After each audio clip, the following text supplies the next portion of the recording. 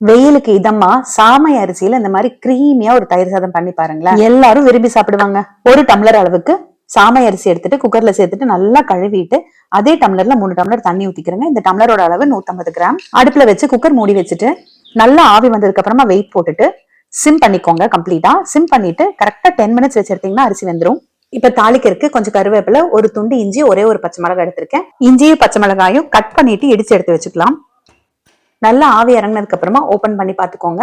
அரிசி கரெக்டா வெந்திருக்குங்க, தண்ணி மிச்சமே ஆகல. கலந்து மட்டும் விட்டுக்கோங்க, குழச்சு விட வேண்டாம். இப்போதைக்கு தாளிக்கிறதுக்கு 2 ஸ்பூன் எண்ணெய் ஊத்திட்டு கொஞ்சம் கடுகு, 1/2 ஸ்பூன் கடலை பருப்பு, 1/2 ஸ்பூன் உளுந்து பருப்பு, நல்லா ஒரு கைப்பிடி அளவுக்கு முந்திரி, இடிச்சு வச்ச இஞ்சி, பச்சை மிளகாய், கருவேப்பிலை எல்லாம் ஒன்னா சேர்த்துட்டு நல்லா ஃப்ரை பண்ணிக்கலாம். சாதத்தோட சேர்த்துக்கலாம். 1/2 ஸ்பூன் அளவுக்கு கல்லுப்பு சேர்க்கிறேங்க. நீங்க பொடி உப்பு வேணும்னாலும் சேர்த்துக்கலாம்.